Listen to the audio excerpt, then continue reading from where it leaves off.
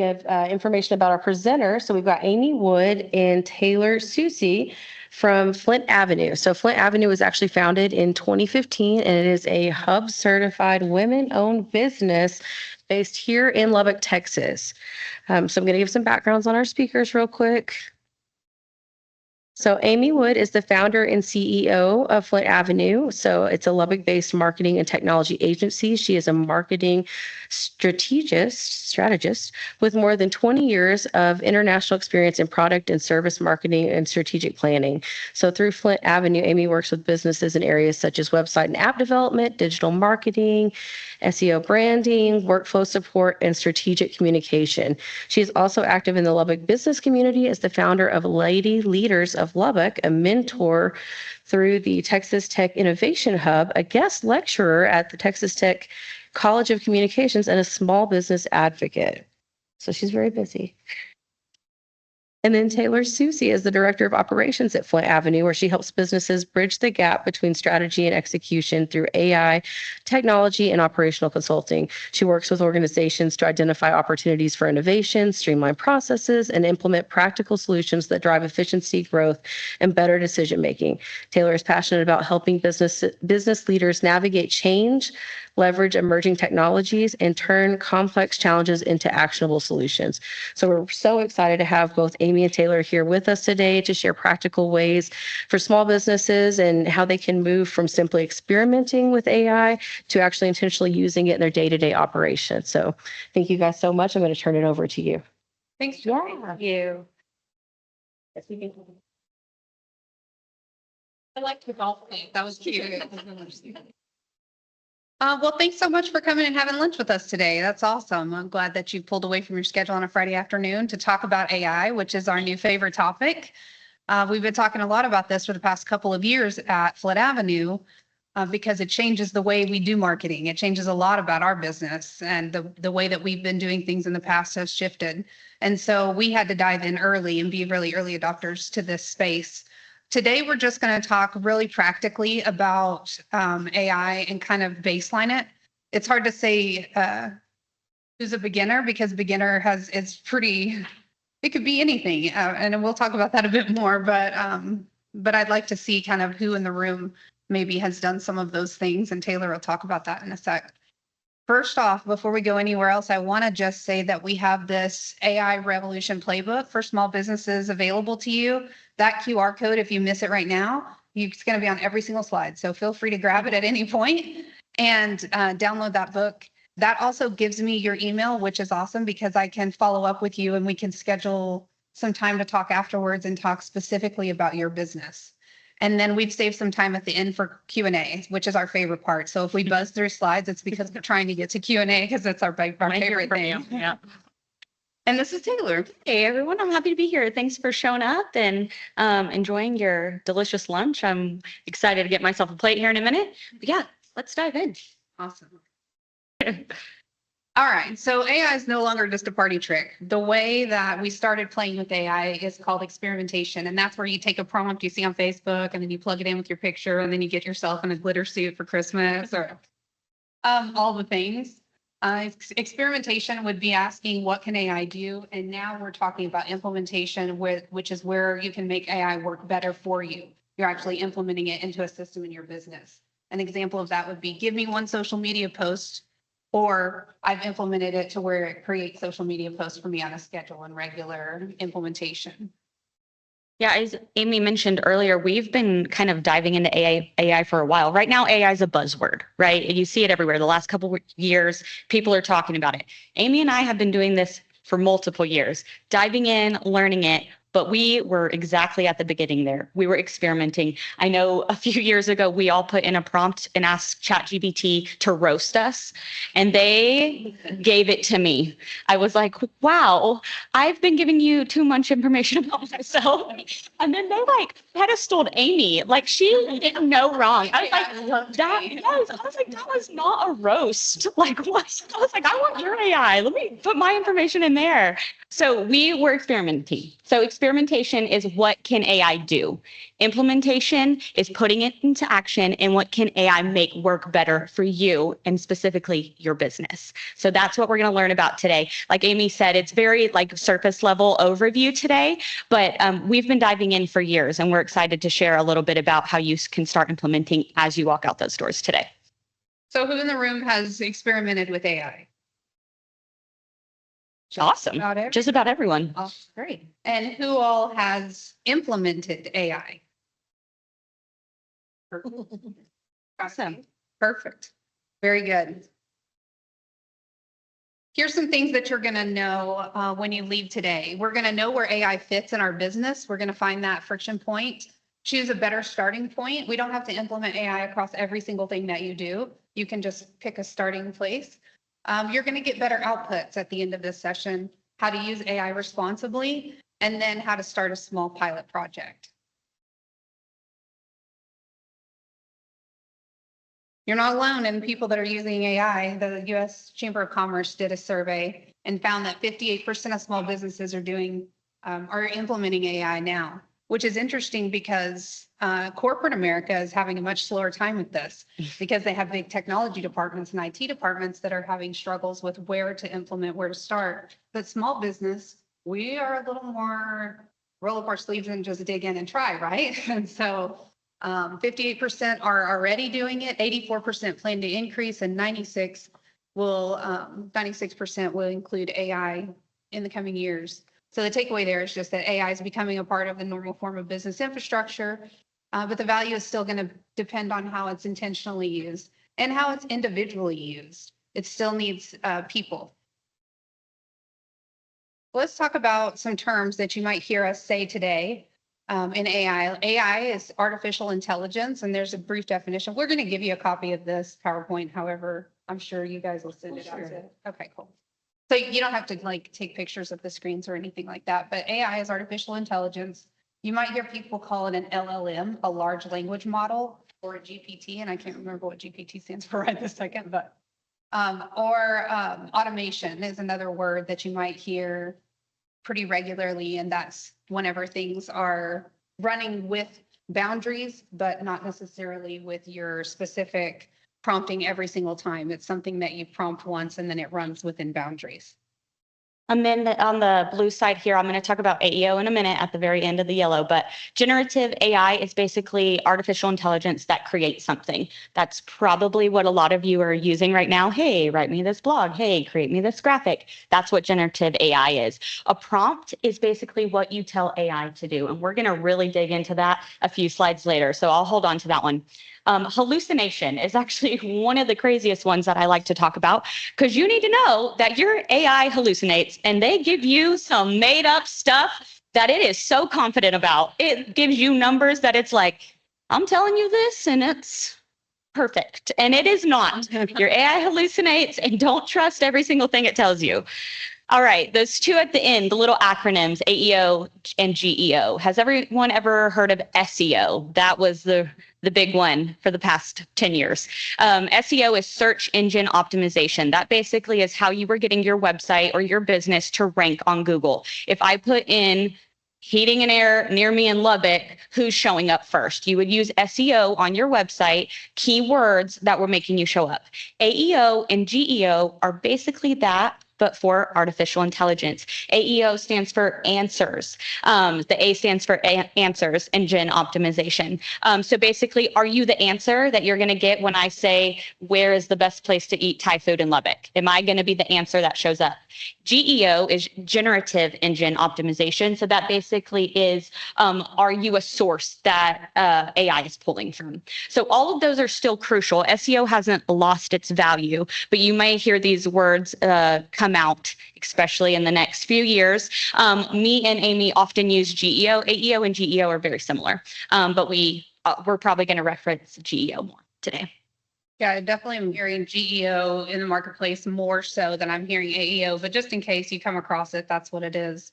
And an interesting thing about this SEO to GEO shift is that there was such a heavy push for video in the last few years, and that's still really valuable on social media. One thing I would say, just a quick tip you can take note of. Transcribe all your videos because all of that content is what AI is looking for. And then think about other places that you can be prompting yourself, that you can be promoting yourself. So things like Reddit, places that are not just on your website, but other places where you can get some specific authority. AI is looking for those places too. It's citing Reddit actually pretty often. Yeah. Interesting. Here's some tools that you might have heard of, what they're known for and what their best use case is for small business.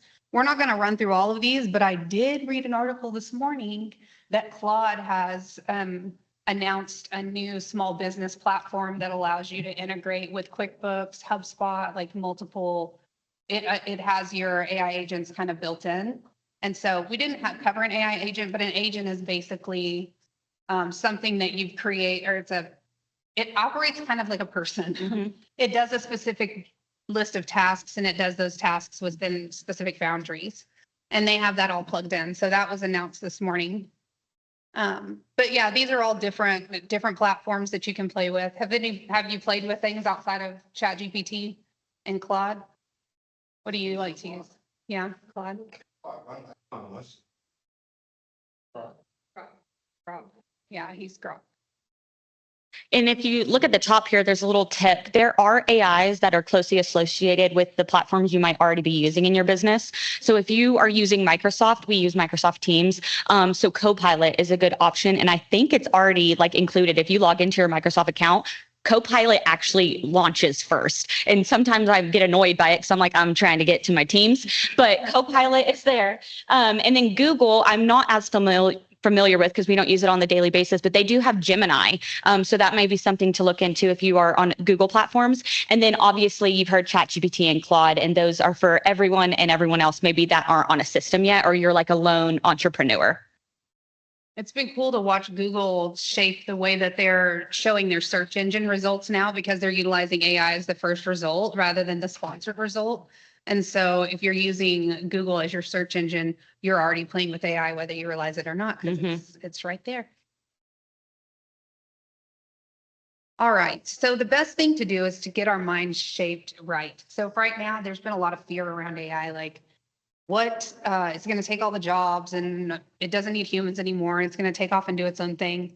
But the truth about AI is that it doesn't really have motive. It doesn't have the ability to want to climb the chain and compete with you. It wants to assist you. It wants to come alongside of you and help you do things better. So you want to talk to AI about things that you want to think about. It's a friend to collaborate with, but you still have to come with your own ideas. You have to come with your creativity, your business problem, or your processes that you're already doing, and let AI help you shape and shift those things maybe into a different model. It can help you make those decisions. It helps you by assisting you at the collab. It can even run research for you and help you with analyzing data. There's times where I've thrown 3 or 4 different spreadsheets just loaded them right into my ChatGPT and said, what am I missing here? And ask it to, help me kind of navigate bigger pieces of content, or maybe a contract you need to sign and you're don't have time to get it to the lawyer, or you don't want to send it to a lawyer. You can pop that thing right into your favorite GPT and ask it to look for red flags and things like that. I use it for government contracting as well. And then the analyst, that's the analyst piece of it. And then it can draft things for you so that it can come up with your first draft. I would never say put AI on autopilot and just let it start producing things and publishing things without you having some level of oversight for those things. So you want to ask AI to help you think, sort, schedule, collab, summarize those things. And we want to keep people responsible for decisions, relationships, promises, sensitive data, and approval. That's good. So initially, when AI started coming out, most small business owners started leveraging AI for their marketing primarily. That was the #1 spot. Like, help me write a blog post. Let's do some social media. But there's actually quite a few other places where you could start thinking about opening your mind to letting AI maybe start in those places first. Maybe your marketing team's already doing a great job, or your marketer's already got those things handled. We don't have to yank all that away when there's other places where maybe we want to start. in operations, sales, customer experience, in your decision making, not making the decision for you, but providing you with the data you need to make a wise decision. And then, of course, we can't overlook that it helps in marketing exponentially. I'm kind of interested to hear from the room a little bit. So almost everyone in here raised their hand that you've tested, used, or experimented with AI. Have you maybe not implemented it and are using it daily, but is there anyone in here that has actually tried to use it for their business and not just for personal things? Okay, awesome. Do you feel like sharing kind of what part of your business you've been using it for? Because I'm lazy about writing a paragraph, so Yeah. I can just give it some topics and it'll do it for me. Absolutely. Yeah. Responding to emails is awesome. Drafting emails is amazing when you have 400 of them in your inbox every day. Absolutely. Yeah, I'm excited to talk a little bit deeper about some operations and customer experience, and Amy will talk sales and decision making here in a minute. But I really want to show you guys how you can take it and use it for these certain areas of your business. All right, so the first place we want to start with all of these options available, the first place we want to start is with the friction, not the tool. So we don't want to say, oh, what's your favorite AI tool? It's like, my favorite AI tool for what? It depends on what we're out after. So we want to identify a pain point. The pain point could be something that's causing friction in your daily business now, or something that annoys you, or something that you wish you could hand off to someone else. Or maybe it's something that's happening so repetitively in a pattern that you would just love to get that off of your plate. Those are places to start with. And then we want to write really, really good prompts that frame those pain points and those patterns so that AI can help you draft, sort, analyze the better path. And then the process, you kind of have to have your shop in place instead of having AI get your shop in place, have your shop in place and let AI assist you with that. The better starting question, I guess it's here, is what is one task we do repeatedly that could be faster, clearer, or easier with a first draft? All right, I told you I was going to talk to you about operations. This is where I thrive. I live in Excel. I live in spreadsheet world. I live in a checklist to do. So this is where AI has really changed my view of my job specifically. So AI is available to you to really implement in so many different pieces of your business. Whatever, if you're a one-man team or you have a team of 30 plus, there is a place you can start implementing it today.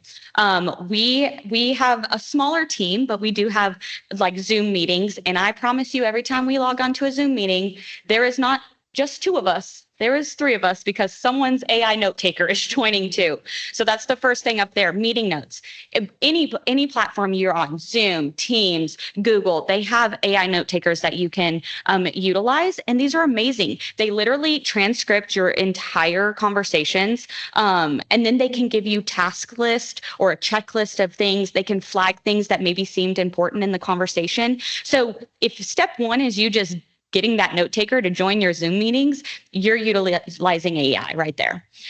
Okay, SOP draft, standard operating procedures. This is a big part of my job. I am in charge of onboarding clients, but also onboarding staff. And what I noticed as I was overseeing multiple project managers is I was getting the same question weekly, if not daily. Did I get all the stuff I needed from my client when we onboarded them? How do I upload that document, or where does it live again? I was getting the same questions and I was spending 15 minutes every day explaining that thing across, a group of project managers. So what did I do? First of all, I spent 15 minutes a day telling them. And then I was like, there has to be a better way. What can I do? I need an SOP for all these things they're asking. I don't really have time to write this giant manual. So I went to AI and I said, these are the questions I'm getting. That was my friction point. That was my pain point. What I was losing was time. I needed time to do the rest of my job, not answer questions that could be 15 seconds instead of 15 minutes. So I asked AI to help me draft these SOPs that were checklists for onboarding a client. Hey, did I get all I needed from my client when we were onboarding them? Have you checked the onboarding checklist? And it has everything laid out for them right there. It's a PDF that's actually clickable, and then they can upload it to our client file. And we know, well, let me go check your checklist document. Oh, nope, you're missing, their collateral. Can you go dropped them a Dropbox link, and it was actually included in there, the Dropbox link they needed to upload files. So that was a big piece of what I started using AI for. That was a few years ago. I was like, I need this, but I don't have time every day to be answering these same questions. So it's there, it's available to you to help start creating documentation and processes that are going to save you time and money, hopefully. Obviously, inbox triage, right over here, he said drafting emails. Absolutely. Throw your email in there, say, I just got 6 paragraphs from a customer. What are my key takeaways from the 6 paragraphs right now? I just read a novel. What do I need to actively do right in this moment? And it'll give you a checklist and highlight some key features that they might have sent over to you. And then I kind of talked about hiring support. Not only can you use it for onboarding clients and customers, but I've used it for interview questions. I have someone interviewing for a graphic design job. They're coming from this business, this industry. What are some good questions I could ask them to see if they're a good fit for Flint Avenue? And it's right there. And instead of taking me an hour, it took me 10 minutes to draft those interview questions.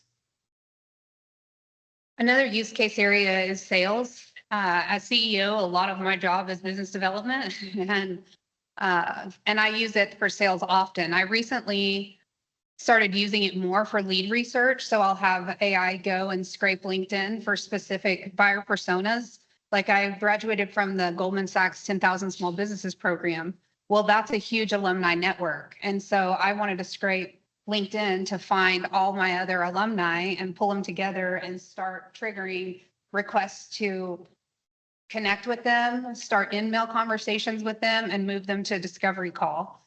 And the discovery prep would be the next part. Say they book a discovery call from that lead generation that I used it for. And then I can use it to research that company, learn more about their history and what they've been doing, so that whenever I do have my discovery call, we can actually speak intelligently about their business. Then after the discovery call, it can take the notes from our meeting and put it into a proposal outline for me. I have a proposal template that it uses, and it lists my deliverables specifically. And then following up, I can set reminders to remind me to follow up, or I can put it into an email sequence that automatically follows up directly after. So the things that AI does well is everything I just described. It does good with gathering content, analyzing content, helping bolster my knowledge base about those customers. It helps with the content creation piece. But what it doesn't do is make a friend. It doesn't know how to build a relationship. So I would never say that sales is going to be replaced with AI, because people still care about doing business with other people that they like, know, and trust, right? And so relationships, pricing judgment, AI hallucinates. We don't want it to come up with some crazy pricing. So if you do ask it for pricing questions, I would always do deep research first and ask it to maybe pull pricing from multiple areas, like do a little market research with it. What are people charging in this area for this specific service? It's not good with negotiation, but it can give you some negotiation pointers. And then, of course, just knowing kind of the history of different companies and the things that you learn just interacting with people are going to help you keep the human side of it still rolling. That's good. Another use case area is customer experience. Yeah, if there's one thing I say take away from this today, it's customer experience. And Amy hit on it right then. We live in West Texas. We're at the West Texas Business Summit. You know what I'm saying? We love a handshake. Okay. We love I've seen you at all those events. So we don't want to lose that. But what AI can do is enhance that. So we don't want to replace anything. We want to enhance things. So you can always listen to the complaints your customers or clients are having. What is coming up often? What are they struggling with? We like to explain a customer journey on a roller coaster. Where are their highs and where are their lows? The lows is where we need to implement something or make a change. So listen to them and then respond. Figure out how to make a clear, kind message. AI can help you do this. You can feed it information. I'll ask it to draft an email for me and I'll be like, that didn't sound like me at all. Make it sound like me and my voice and tone. And can we make it a little sweeter, a little kinder, a little bit more inviting? And it can do that for you. And then improve it. Turn those patterns that you're learning into questions for your FAQs or things like that. So we're listening, we're doing something about it, and then we're implementing on the improvement. I'm going to be really transparent right now and talk about our business. We're a group of millennials. We do not want to talk to you on the phone. That phone rings and All of them, like the whole team. I hate it. I'm like, oh, I'll text you. I missed your call. I'm going to follow up via email. That is me. Okay. We also work remotely. So our work phone is a mobile device and we're switching hands. I'm throwing it across the room, say tagging out. I'm trying to get away from that phone as much as I can. Not because I don't want to talk to you. I just want to talk to you on the phone specifically. I can't even order a pizza. Okay. So that was something we noticed was a friction point in our business. It was a mobile device. So did we charge it? Who has it? I'm out of office for 2 weeks. Do you have the phone, Amy? Where's the phone? So we realized that was something we heard from our customers. Hey, I tried to call you. I didn't get a call back. Yikes. We kept hearing that over and over again. We said, we need to implement something here because we do want to talk to you. We just missed your call or Taylor had the phone and didn't answer. So what most likely the second one. Okay. My CEO here, she knows me well. I'm not calling. She's heard the story before. Phone rang. I'm going to email them back. So we found our friction point, our pain point, but we wanted to do something about it. So you want to hear what we did? We enlisted Rachel, who is our AI agent, and she actually answers our phone for us. So yes, we can answer it automatically if we aren't in a meeting or something, but there's times we're both in meetings and someone needs to answer the phone. And what Rachel can do is she can gather information from the caller. She can actually determine if that is a current client asking about an active project, a customer that might not have signed a contract yet with us, or someone brand new who we've never talked to before. And then what she does is she is able to schedule stuff on mine and Amy's calendar. Oh, you're looking for Taylor for this question. Let me get you on Taylor's calendar and she'll give you a call back. Then I have a little calendar notice. Amy called and she was asking about her project. She was wondering where the status is on that. I have it right there. I was in a meeting. I missed the phone call or I didn't answer it. And, but then I had it right there. It was able to determine all those things. Now, what did I do though? I didn't let Rachel answer the phone and get the email or the notification on my calendar. I went and called her back. I said, hey, Amy, sorry we missed your call. Rachel let me know that you called. I would love to help you with that project status. Let me get back to you. I'm not replacing my customer experience with AI. I'm enhancing it. So we're not missing calls and not calling back. We're missing calls possibly, but we're re-engaging after that missed call and they're actually getting to talk to someone too. So there is a place to start. AI is not, we have 100 problems, let's fix them all now with AI and get a process going. No, what is one problem you have in your business right now that you can implement a fix for? And that's what we're trying to do. Yeah, which is definitely the phone. That's the phone. Rachel's awesome. Rachel is awesome. Did you guys make Rachel with AI or is it program? We use the platform, another platform. Yeah, it's really cool. Another use case area is in decision making. So AI can help you, like we talked about, summarize data, pull stuff together, help you analyze. But decision making is actually not a very simple thing to do as a human even.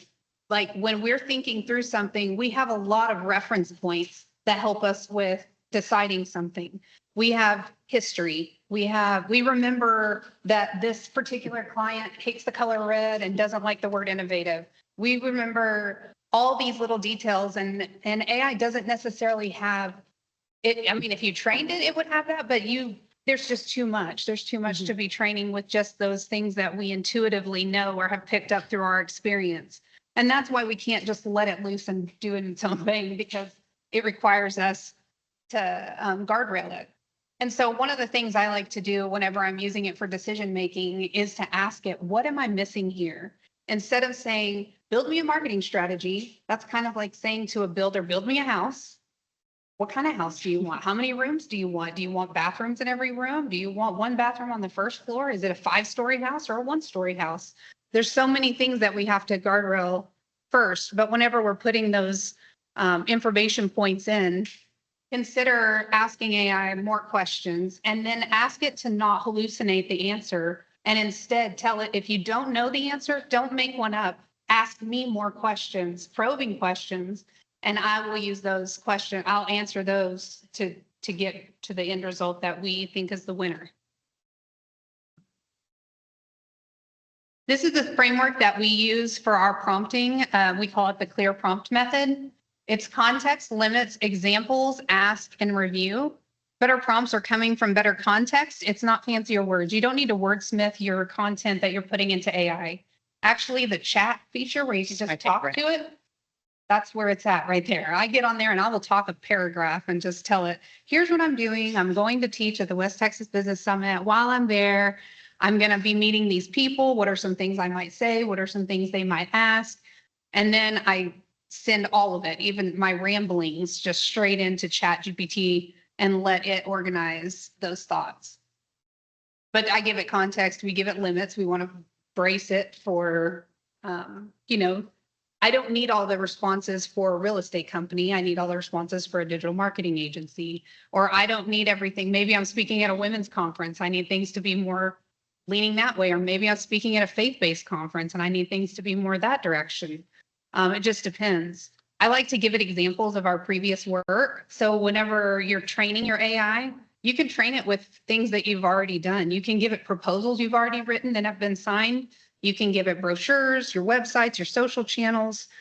When you give it your website and your social channels, just make sure they're up to date. Because we gave it our social and it went all the way back to the beginning. It was like, okay, don't look at social that is pre-2024. Like some of our old socials pretty cringe. And then ask it really specifically what you want. And I think it's good to tell AI what you think would be a good result. The individual person still needs to use your individuality, your creativity, because AI doesn't have that necessarily built in. It's just pulling data together. It needs you to think through what would you think the best outcome is here, and then ask it what you're missing from these things.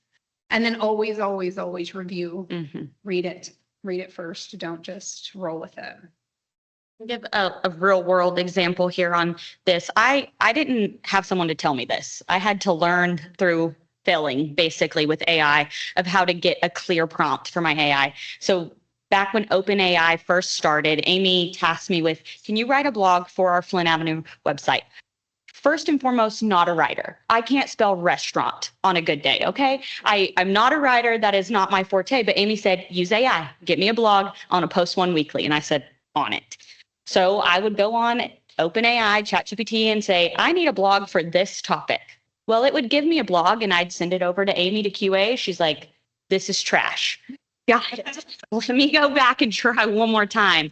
But what I needed was a clear prompt. I was asking it one sentence. Yes, AI is there to take some tasks off your plate, but if you don't give it a clear, good prompt, it's not going to work for you the way you want it to. So instead, I went back and I said, hey, OpenAI, I need a blog for this topic, but I need you to know we're writing about this. My audience is our Flint Avenue target market.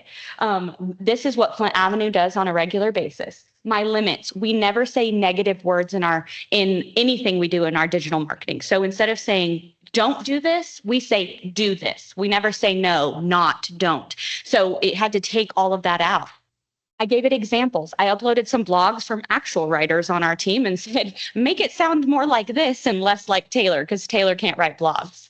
I told it to ask me more questions if it was having trouble. Do you need examples? Do you need backlinks? Things like that. Ask me and I can get that information. And then I sent it to Amy to review and she would say, this is beautiful. Get me a graphic and put it on the website. So I went from failing really bad because I was asking one small question to excelling and getting blogs out weekly for Flint Avenue.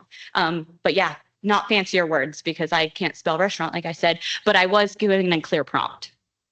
Restaurant is a fancy word. Feels it to me. Can't get it right.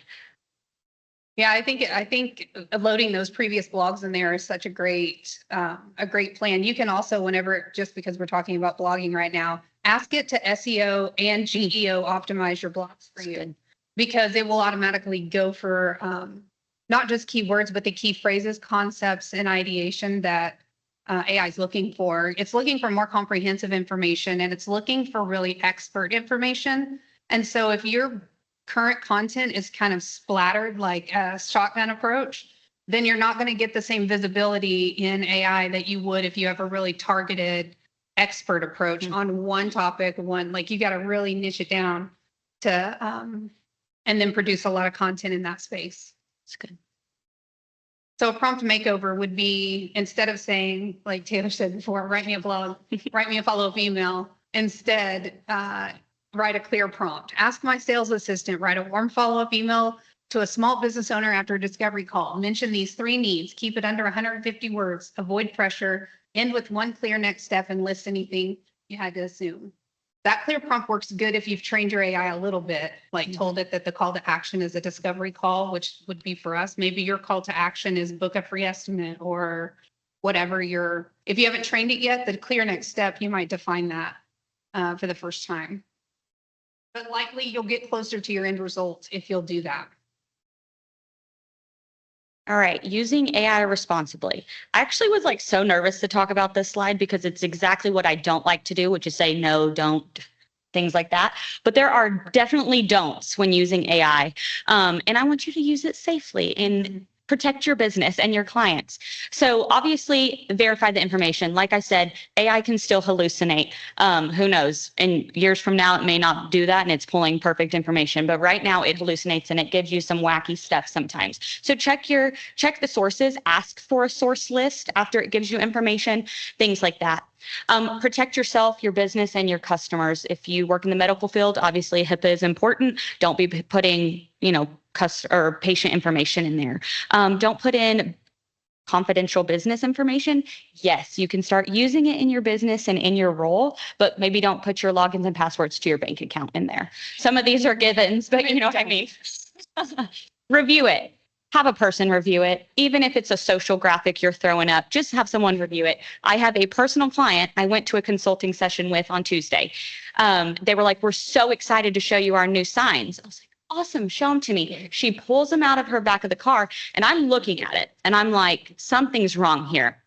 The arm was disconnected from the glove. So it was like someone holding an item. The arm was here and the glove was over here holding it. I was like, I hate to tell you this because they had 6 of them this big in the back of their car ready to put out in their shop. And I was like, did you use AI for this? She's like, well, the photo is ours, but I used AI to add the content, some words on it. I was like, your arm is disconnected. Like, oh my gosh. So unfortunately, verify your things before you go to the print shop and review them with a human. And then document it. If it's actually working, that's the end result, right? We want it to work so well for us that it takes something off our plate. AI is supposed to be your assistant. It's supposed to advance you, not hold you back, not have your arm disconnected. So just take time to verify, protect, and review, and then you get to document it. It becomes a process. It becomes part of your daily life. But yeah, just stay safe out there with AI.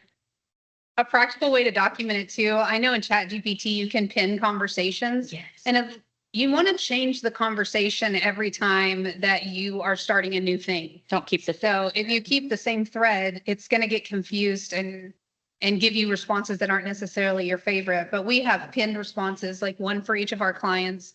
We have them for our blogs and we have one for our social. We have them all separated so that once I train it on a blog and the parameters and the boundaries there, next month when I go to get a blog out of there, guess what? It's already been trained with a few of those things. So I can just say, give me another one for July. And there we go. It's a lot faster. Then I just save myself substantial time. Can anybody spot the AI in this picture? We had a laugh about that. That's AI right off the bat. The Yeah. Love it.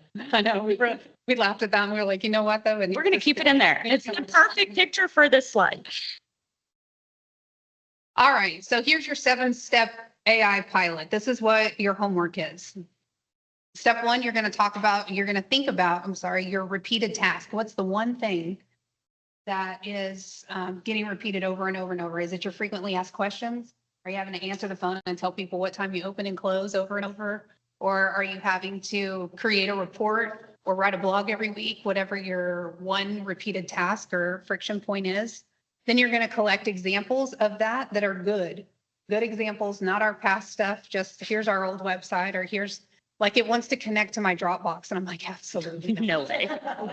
There's so much extra stuff in there. You got to have a clean house first, right? And we talked about that. But collect good examples and content. You're going to write clear prompts. We talked about that. Run it on real work. Do something that's real, something that brings you value. Glitter Christmas suit doesn't bring us value. Doesn't bring entertainment. But something that can really save you time, save you money, or just improve your, loosen up your brain power for other things. Review and refine. You can tell your GPT what you like and don't like about their response. You can definitely say, unlike an assistant where sometimes you feel like, oh my God, I'm so sorry, I'm giving this back to you for the 17th time. Review, or like when I would tell you like that blog was trash. Sure, I said it nice enough, but She did. Absolutely. but you feel weird sometimes maybe going through iterations of projects. I know sometimes our clients even feel weird about going through iterations. Don't feel weird about it. Mhm. Iterate 100 times over if you need to, because all you're doing is teaching it how to work better with you. Then once you get it right, save it. Say, okay, we just worked through this for the last, 30 minutes. Can you give me a prompt that I can use next time that's already, yeah, you can ask it. And if you don't use multiple platforms, like maybe you use Claude sometimes, Chat sometimes, or maybe you're trying to build an app in Base 44, you can use one platform to write your prompt for the other platform. Like just use it. Use it for everything. If you have a question about anything, man, I would use it and ask. If you want to know what AI agents are available to you, don't ask Amy Wood, ask ChatGPT, and it's going to know your business better than I do. And then, of course, this is number 7 before I get off track. Measure one result. So we don't, like we said, we're not flipping the table on everything your business does. But one thing, I saved time. Mhm. The phone got answered, the love of heat, whatever the thing is. It's good. All right, let's work it together. It's time. You got some things brewing in your brain. Yeah, let's put it into action. When Amy and I were talking about what we were going to do here today, obviously we wanted to give you some insight about some things we learned. But our main goal is when you walk out the doors today, you have something to try to implement, to start putting aside experimentation and working towards implementation. So let's do it together. I think we have time a little bit to do a little activity. So you have 4 little questions / prompts up there. Take out your phone, get your notepad. I want to do this in real time. I want you to answer and finish the sentence on each one of these. Number 1, one task I repeat every week is. Number 2, the information AI would need to help me with this is. 3, a person must review it first because. And lastly, I will know if it worked because or if. What's your measure there? What are we measuring? So we're going to give you guys just a little bit of time to do that. And then hopefully, if anyone's brave enough, I'd love to walk through some of them.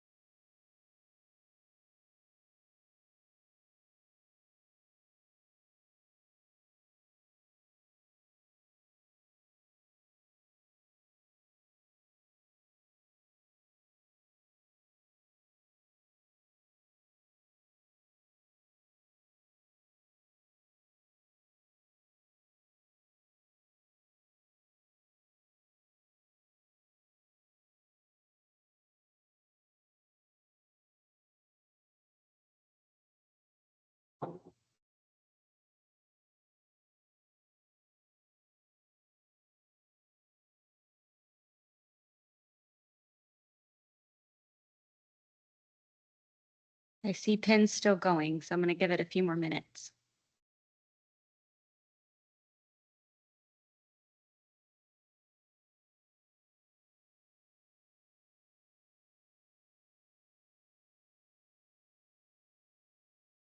Okay. I feel like most pins and phones are down. Keep going if you're not done. Do we have a brave volunteer that would like to share their thoughts or action items? Anybody? One. Awesome. Let's hear it. Okay. LinkedIn has a jobs page, where we post jobs and,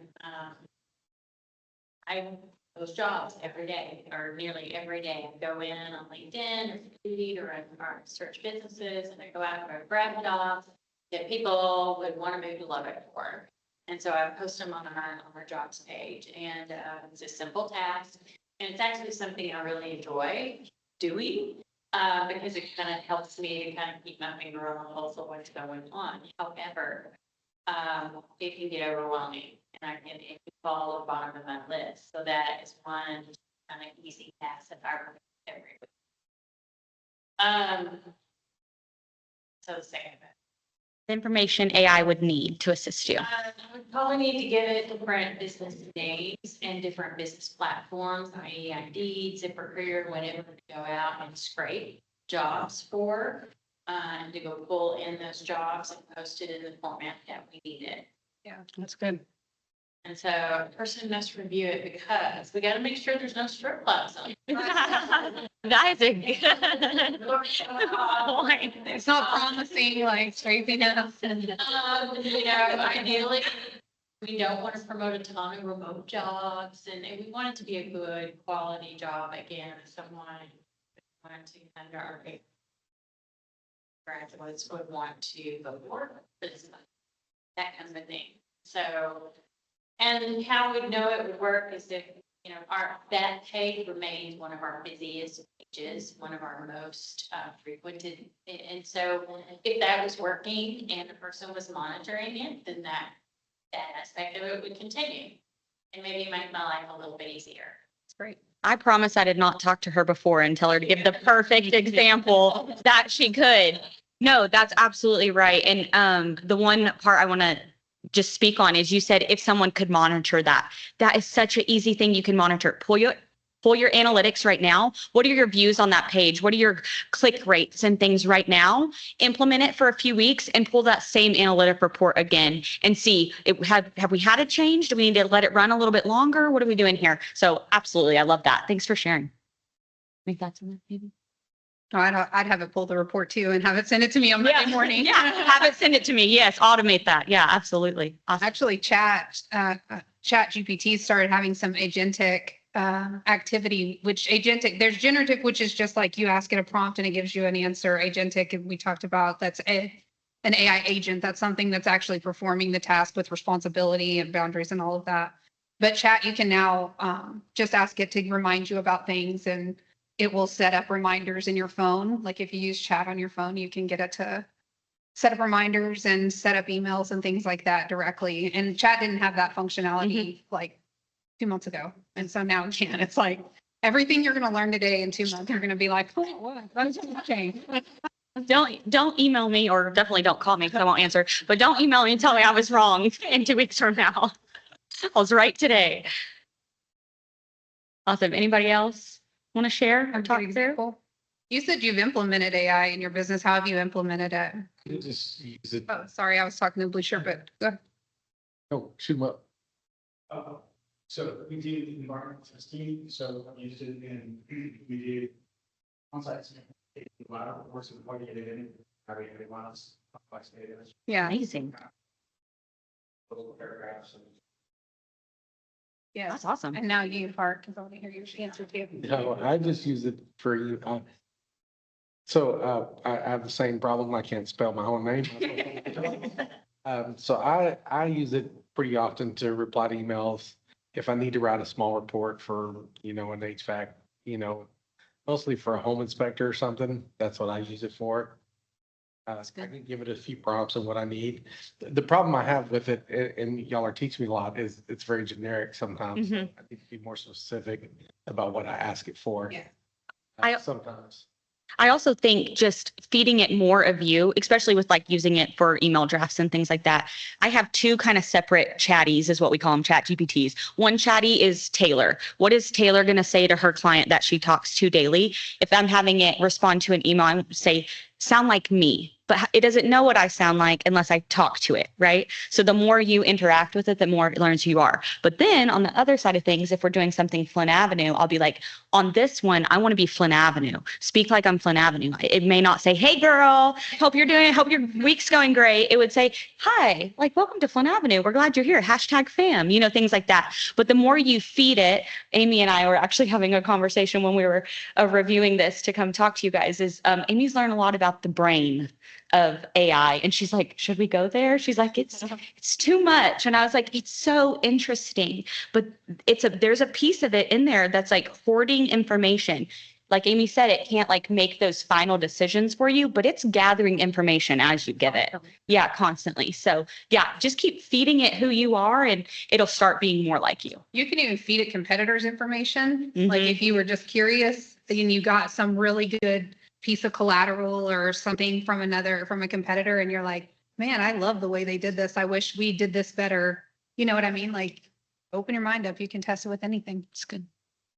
Well, that pretty much wraps it up for us. I'd love for you to hear back from you that if you try to implement something, that playbook is still available to you. There's the QR code. Download it free in our shop right now. And it's got a ton of prompts in it for all different aspects of business that you can play with. And we want to open the floor up for Q&A, our favorite part. So fun.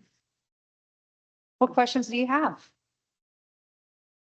So my example I wrote was I respond to a lot of emails. I manage like a generic inbox.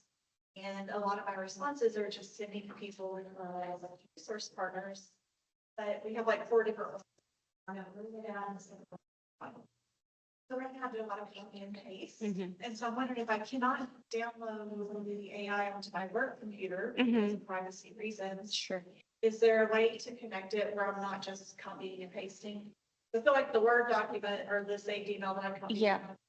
Do you feel comfortable sharing what like email platform you use? We're on Outlook. Outlook. So maybe this is up to your business's discretion, but if you do Outlook online, this is exactly what I was talking about, and sign into your Outlook online, Copilot automatically opens and you can use it right there. Hey, Copilot, go review all my emails in my Outlook email. Can you help me differentiate where people are at or what referrals they'll need? And again, the first part of this is going to take more time. You're like, I'm trying to save 15 minutes and I just took an hour. That might happen. You might have to give it some information. These are our referrals. This is the locations that you would get this referral for, etc. But feed it that information. But then as they're coming in, hey, check my email. What does Taylor from Flint Avenue, what referral does she need today? And things like that. So might take some time up front, but try the Outlook online instead of the one that's downloaded like to your desktop. Gotcha. Kind of similar along those lines. So like from an IT, like cybersecurity perspective, especially government, but healthcare, different fields, it's like, don't use ChatGPT, don't use ChatGPT, like only Copilot is safe or only, whatever is safe. So is it that, I don't understand the differentiation, honestly, just because it's like, it's still powered by the same thing. So Microsoft just has like an extra layer of protection. Well, there's paid versions and free versions. And some of those paid versions are enterprise versions and they have higher protections, Like firewalls and things like that. And they're locked. It's like if you've ever worked for a company that had an intranet and then they have the internet, it's like an intranet. And so those AIs have already, they're guardrailed. And that's probably why they're doing that. A lot of bigger companies, yeah. Kind of along those same lines, I went to a conference a few weeks ago where, well, there were a bunch of brokers at this conference and they had clients. And each of these clients is under an NDA, a non-disclosure agreement, where there's some type of contract in place. And one of the things, there were several AI presentations done during this, but one of the things they kept just talking about over and over again is be very, very careful about your prompts and what you put into those prompts. Read your contracts and read your NDAs, because if you put your client's information into any kind of AI tool, paid or unpaid, it could be in violation of your NDA or your contract. And so just kind of know your legal documents. Oh, yeah. And I have never even thought about it in Yeah. those terms. So I'm a beginner at it, but I had never thought about it like that. Yeah. And so maybe, I mean, your clients compete. So how do you, when you do your prompts, if you're trying to compile information to compare or to see trends or whatever, do you have code names for your clients, client A, client B? How do you hide your client identities so that that information isn't violating their privacy? Sure, probably something we should look closer into, Yeah. honestly. Honestly, you may hear great Because, points. because we're a small business and we're working with small businesses, we're not really bound by those same regulations and rules. It's pretty much the Wild West for us and in the small business world, but we definitely have paid subscriptions to things. We don't use the free platforms. We use our paid Mhm. platforms. We don't share, we would never share strategy Yeah. across one client to another or anything like that. But yeah, no, I think that's excellent things to think about. Mhm. Well, and then when you mentioned too, the corporate world is a little bit behind. Yeah, that's why it's so red tape regulated. Yeah. Figured out what that looks like legally. Yeah, Yeah. absolutely. Be the first one to be in the middle of that law. Yeah, Yeah. they're building their own agents within their organizations and working from that just to keep it all under one house. And then also at this conference, they talked about how some of the different platforms have temporary mode, where you can enter into a temporary mode, or they call it some other terminology, where it only stores that information for like 30 days. Yeah. Sensitive. That's the brain stuff I wanted to talk about. Work out, you just know that that information, once it builds on itself, will eventually supposedly go away. If you trust Yeah. it. Yeah, that's, yeah, I love that you talked about that because part of that is around the brain of AI and how you're training AI. And for our purposes, the way you can think about it is whenever you're teaching your AI, there's episodic memory, something that just happens one time that helps it remember. Like if you had a good success with a marketing campaign that AI built, go back in and put the results. Or it could be something that's process and procedure. It happens this way every single time without fail. This is the way it happens. And then there's two other types of memory that are fleeing my memory right now. But yeah, thinking about how you want it to remember, what you want it to remember, how long you want it to remember that, it's all important because otherwise you would end up with the same answer, 2 years from now or something like that. And it's like, no, this is just a one-time thing. Maybe like too vague of a question, but I've heard people talk about using AI to build tools that you then own.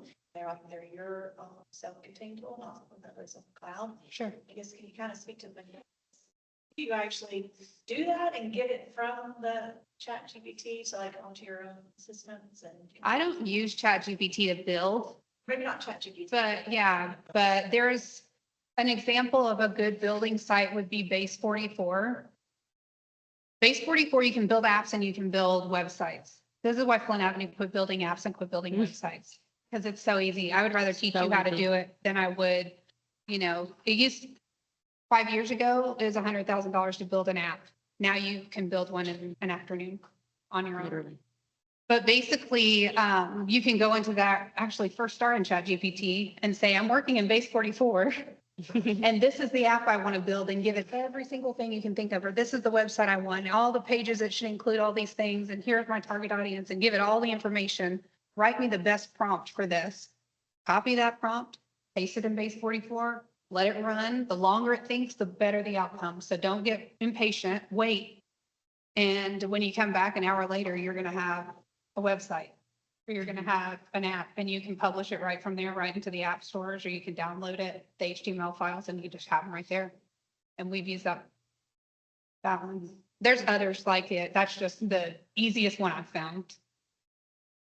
And you own your work. You own that from there. And if you need help navigating any of these tools, like we're open. You can grab a couple hours of consulting. You can bring us around once a month for 6 months until you get things rolling, whatever you need. We definitely are here to help. We're the training kind of agency. So we like to teach you how to do it and would love to chat more about it with any of you. If you need a Rachel, we can help you set her up. Yeah, I definitely hope you set up a Rachel and a Stan and all. What's up? I have two questions. I think one is we kind of talked about how you can either go into ChatGPT and copy and paste your email and then reply to it, or you can use Copilot. So what are other ways that you can kind of streamline like not make the process as long that long? Sure. So can you talk about like some other examples of ways that you can definitely make the process shorter than going from AI to AI? Yeah, absolutely. I love that question because it is exactly what I've like learned to do over the past couple of years. So I used to ChatGPT is still like my kind of go-to, even if I'm like going to Google something. I'm not going to go to Google and say, I need a chicken spaghetti recipe. I go to chat now, which is wild. But so for a long time, I was doing that same thing, copy pasting, give me the reply. Okay, I'm going to put it back over here. But yes, I think use the whatever tools you have. Number one, just write this down. See if there is an AI like accomplice for that platform, whatever you're using, if it be Outlook, Google, whatever you're on, see if there's an AI tool for that. If there's not, I don't know if I have an answer for a workaround. I would just say build the process where like maybe it's still copy and pasting, but you have a document saved, right? You have an SOP saved that literally you upload the SOP and say, remember how we talked about this? Okay, I need it for, this is my onboarding checklist, but I need it for Flint Avenue. I'm about to onboard Flint Avenue. Anything additional I need. So I don't have to redo my checklist. It's already created for me. I may still be having to upload it. There's obviously automations out there, and there's platforms that automate anything you can think of. But it's how many platforms are you wanting to use? How many subscriptions are you wanting to pay for? Things like that. Is the subscription to automate that more important or more valuable than a copy and paste that's free? So I would just say navigate it, but first things first, see if the platform you're using or whatever process you're trying to make, is there an accomplice AI that you can utilize? Yeah, and ask AI too. Yeah, ask AI. Just ask AI that question, exactly what you're trying to do, how you're trying to do it. And just say, how can I do this better and faster? And it'll be like, oh, so glad you asked. Here's Yeah. how you do it. And you're like, thanks for telling me now. Like you'd never Yeah. just made that easier before. Good. Don't go for it. My second question was gonna be, I've heard of programs that they like take all the AIs and put them in one program. Does Yeah. that make sense? Well, they have agentic platforms, and those are already trained agents that perform specific tasks. And there's a few of them for small business, and you can ask AI about it and get it to rank them for you based on what your specific needs are. But there's other platforms too that kind of, oh, that's getting kind of deep. There's training platforms that you can go on that will train multiple GPTs at the same time. But that's not anything I would think you would need in a small business necessarily, unless you were in my small business, and then you have to know how to prompt in every different platform. But in reality, just pick your favorite one, the one that gives you the best value, not just, not just for fun, but the best value that you're actually seeing some result from it. And you'll win that way. Any other questions? Right, and that's the question everybody's asking. I wish I was a futurist and could tell you. I'm really interested in the robotics that are tied with AI. And I think that's really interesting. Like I heard in China, there was a robot that ran a marathon. It like ran a half marathon and beat out all the humans. And I was like, well, of course it did, because it didn't hit the wall, the runner's wall.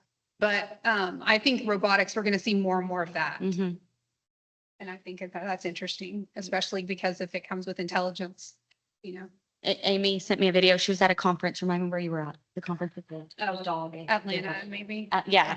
And she sent me a video, and it was this robot dog looking thing. And it was just, kind of entertaining the crowd. But then she had her phone out. And as soon as it saw the phone, it stopped, it sat, and it waved. And then peripheral vision. Literally. Me pull my phone out, and it came to me and sat and waved. And she sent me that video, and we like put it on our stories and stuff. And we're like, well, look what's happening. But yeah, I mean, I was literally thinking in the moment and acting upon the thoughts. Yeah, responding in real time, which is like, it's wild. Yeah, but that's why you're here. You're learning. You're learning it now. So as things change and progress, you're on the wave. One last little freebie for you guys. We have a bunch of Flint Avenue t-shirts, and we would love for you to have one. So if you want one afterwards, come say hi. And come get a Flint Avenue t-shirt from me. I'm pretty sure I have one for everyone. If I don't, I'll get you one because I have more in the house, of course. But thank you so much for Thank everything. you. It was awesome. Really appreciate the time today. Thank you, guys. So just want to say thank you again to Amy and Taylor. That was very helpful. I'm very excited to get a copy of that presentation and go through it to see how I can streamline some of my own day-to-day activities. Also, thank you for everyone in the room for coming today. As you can see, there's some other opportunities coming up. We do have a couple more workshops scheduled for this summer. So small business refinancing and different ways to do that is July 9th. August 7th, we're going over small business credit repair. That's pretty useful as well. And then our full day summit, of course, is October 1st from 10 to 2:30 p.m. So we hope to see you guys at some of those events, maybe the full day. I think that'll be a really good one. And we'll have vendors, resources, and workshops all in one during that event. But thank you guys again for coming. And we appreciate you guys. And then, of course, we've got our lovely ladies here for after for t-shirts and any extra questions you may have that you were too shy to ask in the audience. Thank y'all.